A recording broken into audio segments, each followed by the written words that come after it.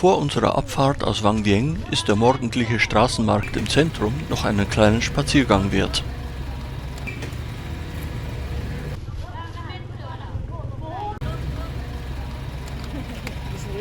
Am Straßenrand fällt uns eine kleine Bar auf, die eher einem Antiquitätenmuseum gleicht als einem Gästehaus.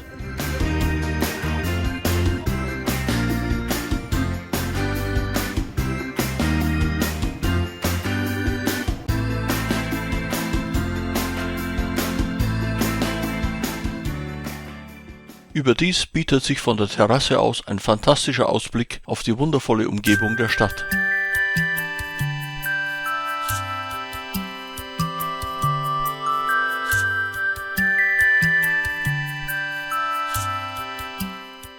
Dann wird es jedoch Zeit, dass wir uns aus Vang Vieng verabschieden, um die lange Fahrt in Richtung Norden in Angriff zu nehmen.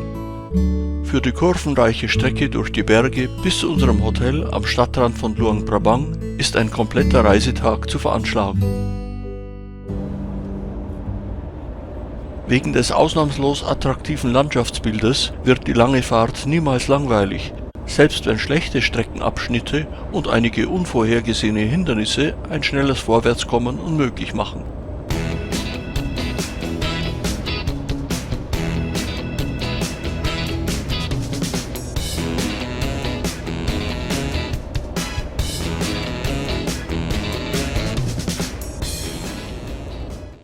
Jeder Stopp am Straßenrand ist hier ein Erlebnis für sich.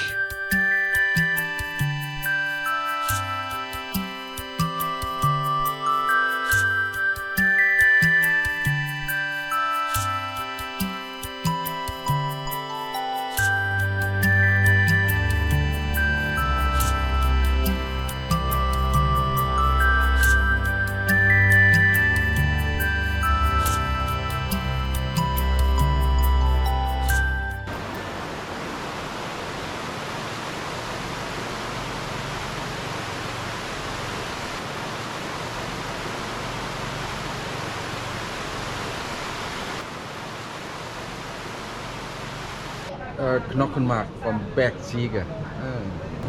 Fledermaus.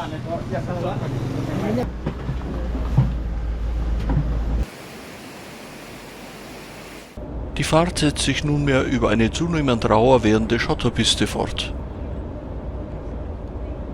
Just in dem Moment, als wir uns zu fragen beginnen, wie lange unser Fahrzeug diese Bedingungen noch akzeptieren würde, stellt der Motor tatsächlich seinen Dienst ein und weigert sich beharrlich, diesen wieder aufzunehmen. Weit abgelegen von Städten gibt es hier keinen Handyempfang, und so bleibt unserem Fahrer nichts anderes übrig, als sich per Anhalter nach Vang Vieng zurücktransportieren zu lassen, um dort ein Ersatzfahrzeug zu organisieren. Wir suchen uns in der Zwischenzeit ein einigermaßen schattiges Plätzchen unter einem Straßenbaum und warten geduldig, bis 3 Stunden später das Ersatzfahrzeug samt neuem Fahrer eingetroffen ist. Froh darüber, dass es überhaupt weitergeht und eine Lösung gefunden wurde, setzen wir unsere Fahrt fort und können die schöne Landschaft wieder uneingeschränkt genießen.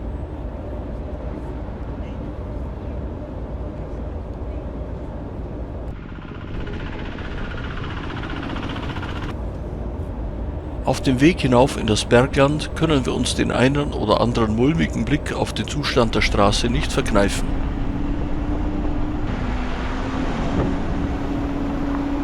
Schließlich erreichen wir eine aussichtsreiche Passhöhe.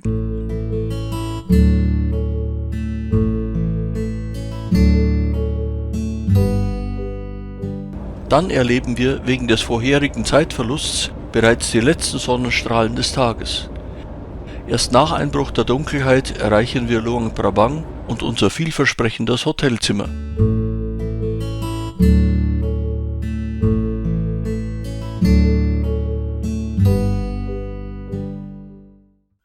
Erst am nächsten Morgen realisieren wir, in welch wundervoller Umgebung wir hier genächtigt haben.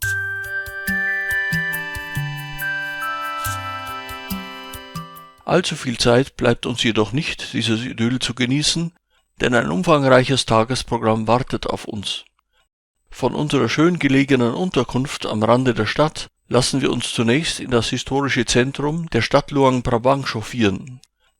Dort besichtigen wir als erstes die nahe beieinander gelegenen Sehenswürdigkeiten Nationalmuseum, Wat Ho Phabang und Wat Mai. Das heutige Nationalmuseum inmitten einer weitläufigen Gartenanlage befindet sich im ehemaligen königlichen Palast, der von König Sisavangwong 1904 während der französischen Kolonialherrschaft erbaut wurde. Die Architektur vereint europäische und laotische Stilelemente. In den Innenräumen herrscht strenges Fotografierverbot.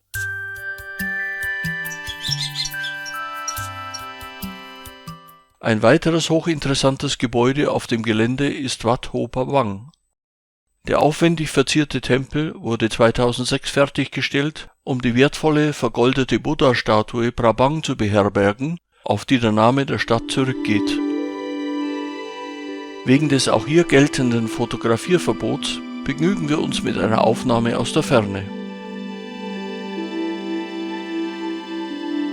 Nochmals genießen wir die prachtvollen Außenansichten.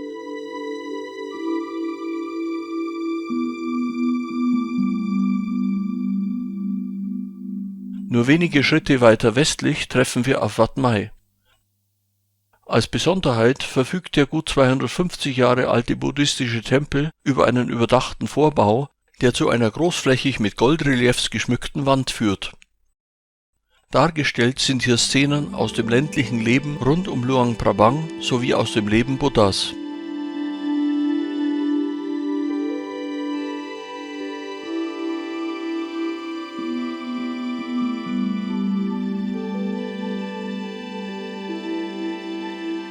Im Inneren kommt auch hier den Hang Hot, den Wasserrinnen zum rituellen Reinigen der Buddha-Statuen, eine besondere Bedeutung zu.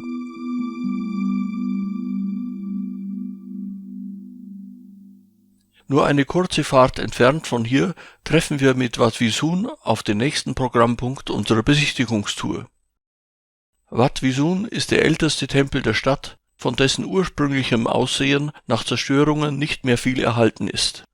Er offenbart seine Kunstschätze vor allem im Inneren, wo sich eine sehenswerte Sammlung jahrhundertealter Buddha-Statuen aus Bronze und vergoldetem Holz befindet.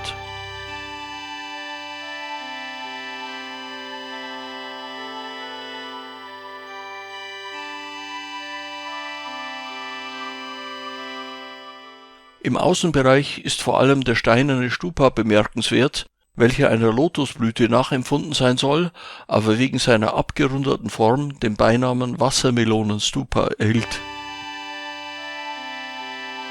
Gleich nebenan befindet sich mit Wat Aham ein weiteres Beispiel der wunderschönen Tempelarchitektur der Stadt.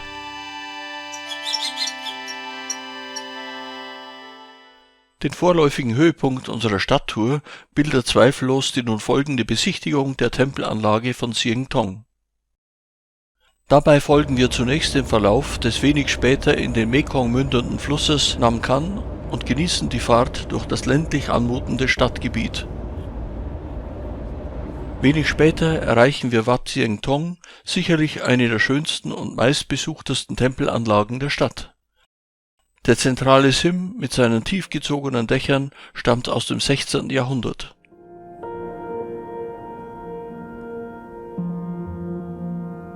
Durch ein reich verziertes Portal betritt man den Innenraum.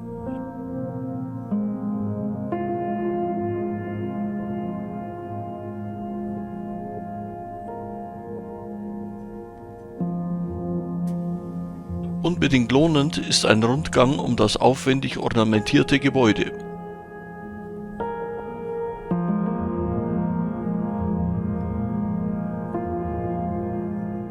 Die Rückseite des Tempels wird von einem riesigen Baum des Lebens, bestehend aus spiegelndem Glasmosaik, verziert. Auch auf den kleineren Gebäuden der weitläufigen Anlage erzählen Illustrationen aus Spiegelglas ganze Lebensgeschichten.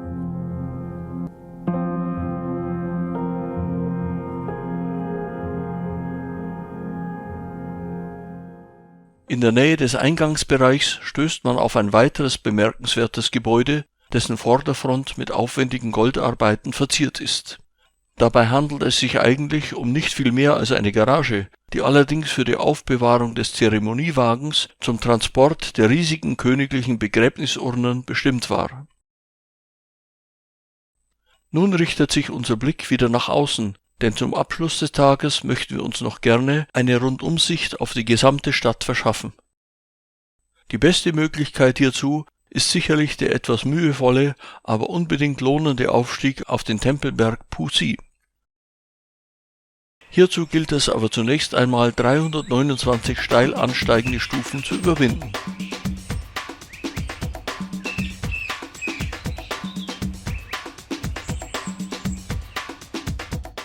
Nun haben wir wieder gut lachen, denn schon bald eröffnen sich die ersten Ausblicke auf die Stadt mit den beiden Flüssen Mekong und Nam Khan.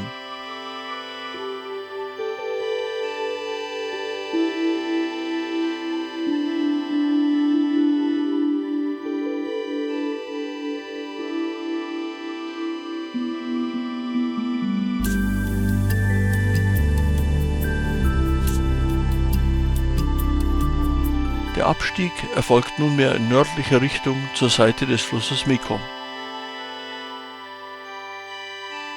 Unten angekommen, werden wir mit einem wundervollen Blick auf den Nachtmarkt vor dem Hintergrund des inzwischen stimmungsvoll beleuchteten Tempels Ho Pa Bang belohnt.